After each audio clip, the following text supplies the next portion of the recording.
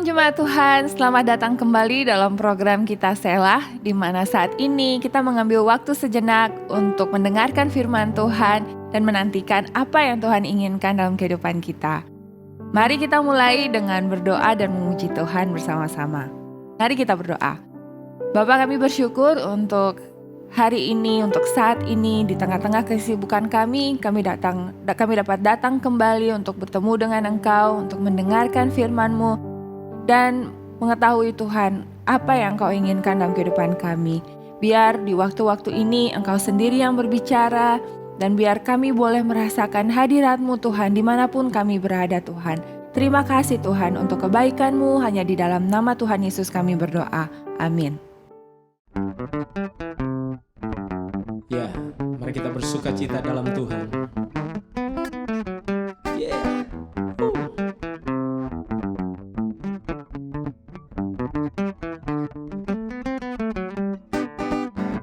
Kau telah ubahkan ratapanku kini menjadi tarian. Ku kan bersuka nyanyikan kidung pujian. Kau telah ubahkan ratapanku kini menjadi tarian. Ku kan bersuka nyanyikan kidung pujian. Di dalam kesesakan Kau beri kelegaan. Di dalam kesedihan Kau beri penghiburan. Kasih-Mu telah melenyapkan segala kegelapan. Fajar pagi pun merekah, membawa damai dan sukacita. Kau telah ubahkan ratapanku kini menjadi tarian. Ku kan bersuka nyanyikan kidung pujian. Oh, Kau telah ubahkan ratapanku kini menjadi tarian. Ku kan bersuka nyanyikan kidung pujian. Di dalam kesesakan Kau beri kelegaan. Di dalam kesedihan Kau beri penghiburan. Kasih-Mu telah melenyapkan segala kegelapan. Fajar pagi pun merekah, membawa damai dan sukacita. Membawa sukacita, membawa damai di hati. Oh, yes Lord. Amarah-Mu hanya sekejap saja, namun kemurahan-Mu dalam hidupku sepanjang masa. Kau telah ubahkan ratapanku kini menjadi tarian. Ku kan bersuka nyanyikan kidung pujian. Oh, Kau telah ubahkan ratapanku kini menjadi tarian. Ku kan bersuka nyanyikan kidung pujian. Nyanyikan kidung pujian. Nyanyikan kidung pujian. Yeah. Ada sukacita.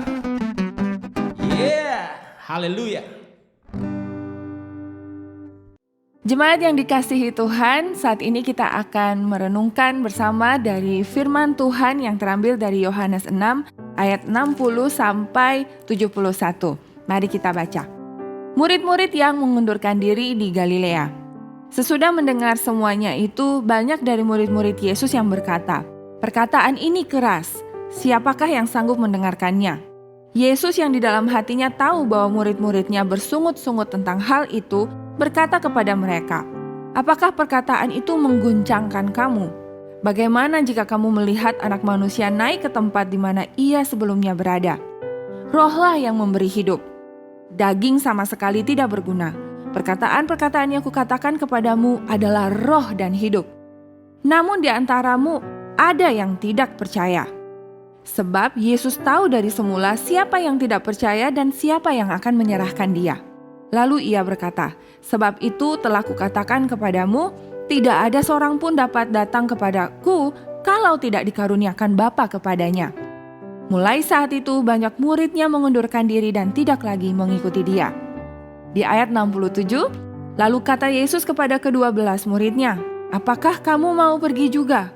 Jawab Simon Petrus kepadanya, "Tuhan, kepada siapakah kami akan pergi? Engkau memiliki perkataan hidup yang kekal. Kami telah percaya dan tahu bahwa Engkaulah yang kudus dari Allah." Jawab Yesus kepada mereka, "Bukankah aku sendiri yang telah memilih kamu yang 12 ini? Namun salah seorang di antara kamu adalah iblis." Yang dimaksudkannya ialah Yudas anak Simon Iskariot. Sebab dialah yang akan menyerahkan Yesus walaupun dia seorang di antara ke-12 murid itu.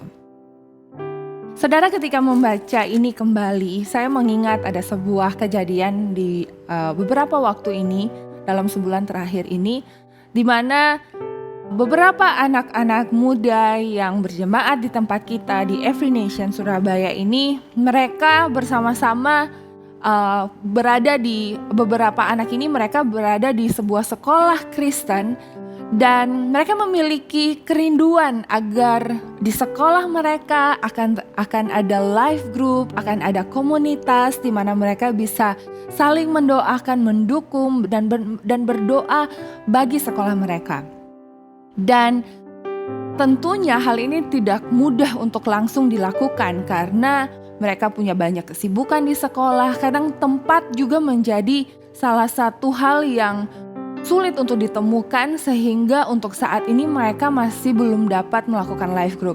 Tapi kami sangat bersyukur karena mereka bersama-sama menyadari bahwa sebelum mereka memulai life group, mereka mau untuk berdoa terlebih dahulu. Mereka mau untuk melihat bagaimana Tuhan akan bekerja di tengah-tengah hidup mereka, di tengah-tengah sekolah mereka. Dan di waktu-waktu ini mereka mulai berdoa untuk sekolah mereka. Sekalipun mereka terdiri dari mereka berada di kelas yang berbeda, tetapi ada waktu di mana mereka berkumpul dan mereka berdoa.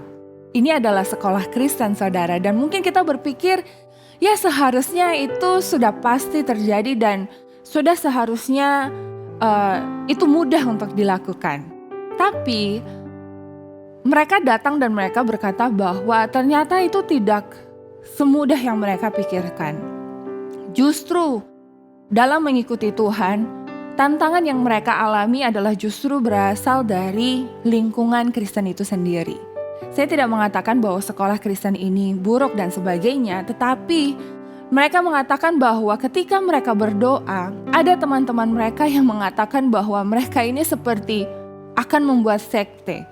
Ya, itu mungkin dengan nada bercanda atau saya tidak tahu apa maksudnya, tetapi kita dapat melihat bahwa perkataan-perkataan seperti itu sebetulnya dapat membuat teman-teman kita ini, anak-anak youth ini merasa bahwa apakah berdoa itu menjadi sesuatu yang salah. Dan saya bersyukur bahwa mereka tetap teguh dan mereka mengatakan bahwa bukankah ini yang seharusnya dilakukan oleh kita orang percaya. Kita dapat berdoa di mana saja dan kapan saja.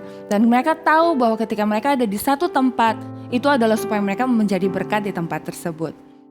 Dan ini memberikan refleksi buat saya bahwa sama seperti para murid yang kita lihat di sini, bahwa ada murid-murid yang setelah mereka mendengar perkataan Tuhan Yesus, mereka akhirnya malah meninggalkan dia. Mereka tidak lagi mengikuti dia. Di ayat 60 dikatakan, sesudah mendengar semuanya itu, banyak dari murid-murid Yesus yang berkata, "Perkataan ini keras, siapakah yang sanggup mendengarkannya?" Yesus yang di dalam hatinya tahu bahwa murid-muridnya bersungut-sungut tentang hal itu dan berkata kepada mereka, apakah perkataan itu mengguncangkan kamu? Saudara, perkataan keras yang mereka maksudkan di sini adalah yang dapat kita baca di ayat 25 sampai 59 di mana Tuhan Yesus memberikan sebuah metafora tentang apa yang akan dia lakukan di kayu salib, penebusan yang akan dilakukan Tuhan Yesus dengan menggunakan istilah atau roti kehidupan. Dan buat orang-orang Yahudi atau murid-murid Tuhan Yesus pada saat itu bukanlah sebuah konsep yang mudah untuk mereka terima. Buat mereka itu tidak masuk akal, buat mereka untuk mempercayai perkataan Yesus seperti itu. Tuhan Yesus berkata di ayat 51 di Yohanes 6 dikatakan bahwa dia berkata, akulah roti hidup yang telah turun dari sorga. Jikalau seseorang memakan roti ini, ia akan hidup selama-lamanya. Dan roti yang akan kuberikan untuk hidup dunia ialah dagingku. Di ayat 54 dikatakan, siapa saja yang makan dagingku dan minum darahku, ia mempunyai hidup yang kekal dan aku akan membangkitkan dia pada akhir zaman. Saudara, kita bisa melihat di sini bahwa ini adalah sebenarnya gambaran tentang apa yang akan Tuhan Yesus lakukan di kayu salib. Mengikuti Tuhan Yesus bukan sekedar kita mengikuti karena pengajarannya bagus, karena ada motivasi, karena ada janji-janji yang membuat kehidupan kita di dunia ini merasa lebih sukses, terlihat lebih nyaman, atau terasa lebih bermakna.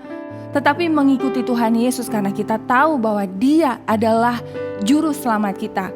Kita mengikuti Dia karena kita sadar bahwa kita adalah orang berdosa yang tanpa Kristus kita tidak akan dapat hidup dengan maksimal. Kita tidak akan dapat hidup kalau tidak melalui atau kalau tidak di dalam Kristus.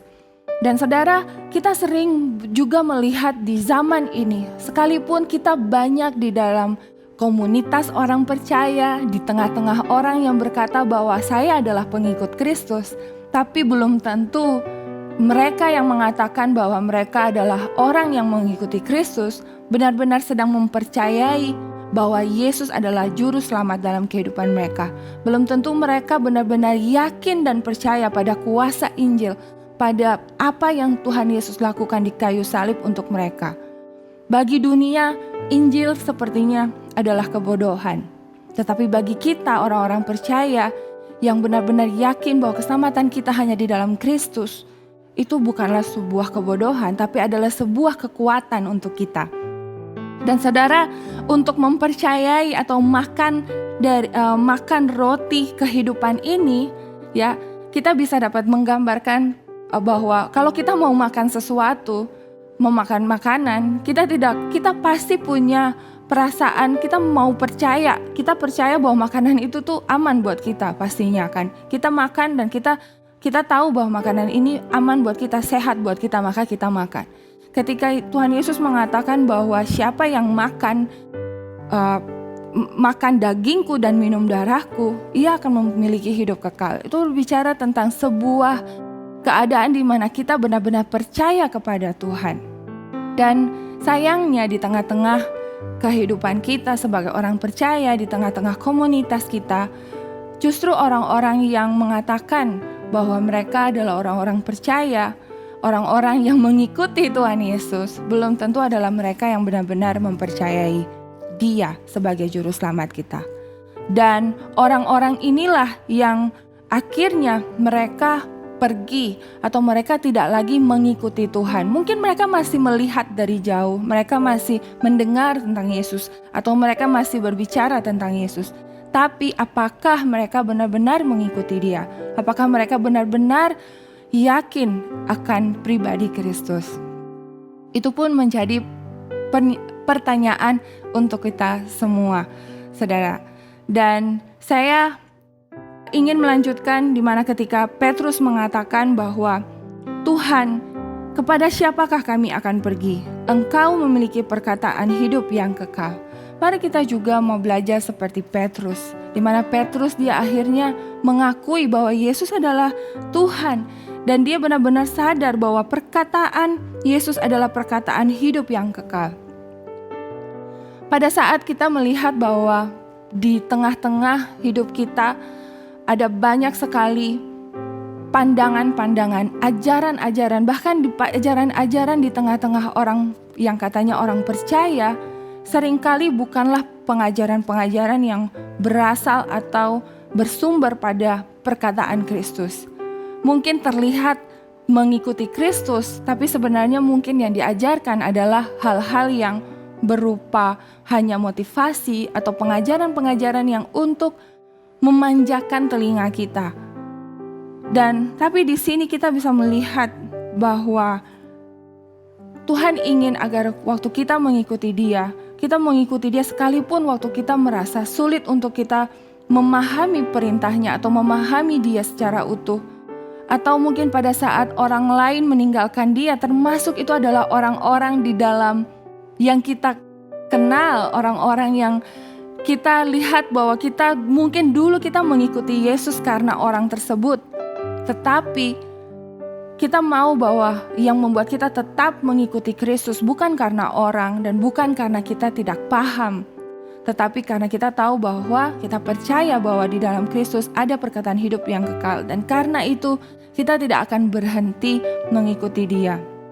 Seandainya orang-orang yang tidak mengerti itu, mereka tetap mengikuti Kristus, mereka tetap mereka tetap bertahan dalam mengikuti Kristus, mereka akan mengerti bahwa apa yang Tuhan Yesus katakan itu berbicara tentang pengorbanan Dia di kayu salib, bahwa itu yang akan Dia lakukan ke depan untuk umat manusia.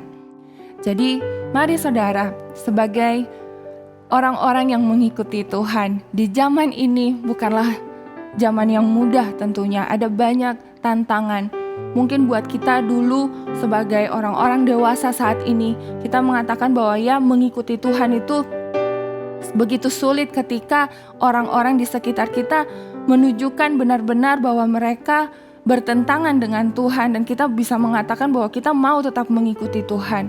Mungkin itu dulu yang menjadi pergumulan kita. Tapi kalau sekarang mungkin ada yang lebih susah dari itu, ketika semua orang terlihat semuanya sedang mengikuti Kristus. Tapi apakah semuanya benar-benar bersumber pada perkataan Kristus? Itu adalah hal yang lain lagi, di mana kita perlu untuk benar-benar mencari tahu. Kita benar-benar perlu untuk mempercayai apa dan mengikuti apa yang Tuhan mau untuk kita lakukan, dan bukan pada apa yang orang lain sedang lakukan atau apa yang mereka sedang ikuti.